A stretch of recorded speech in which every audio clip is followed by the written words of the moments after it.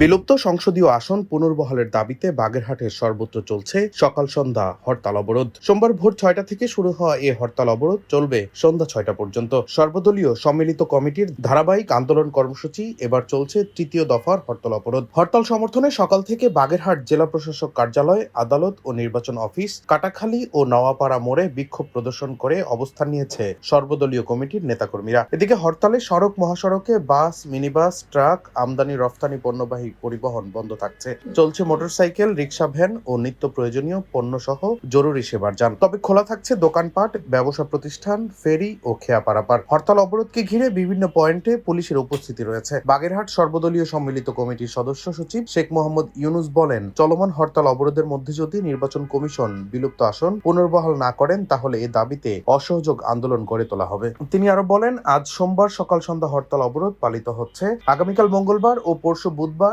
অর্ধবেলা হরতাল অবরোধ পালিত হবে। মঙ্গল ও বুধবারের হরতালে সরকারি অফিস আদালত অবরোধ করা হবে। বাগেরহাট জেলা বিএনপি সমন্বয়ক এম.এ. সালাম বলেন, সাধারণ মানুষের দুর্ভোগের কথা চিন্তা করে পূর্ব ঘোষিত কঠোর হরতাল অবরোধ কর্মসূচি কিছুটা শিথিল করা হয়েছে। সম্প্রতি ইসি বাগেরহাটের 4টি সংসদীয় আসনের মধ্য থেকে একটি আসন বিলুপ্ত করে গেজেট প্রকাশ করে। ইসির এ সিদ্ধান্তের প্রতিবাদে শুরু থেকেই বিরোধিতা ও আপত্তি জানিয়েছে বাগেরহাটবাসী। এরপর থেকে বাগেরহাটবাসী তাদের আসন পুনর্বহালের দাবিতে ধারাবাহিক আন্দোলন কর্মসূচি পালন করে আসছে।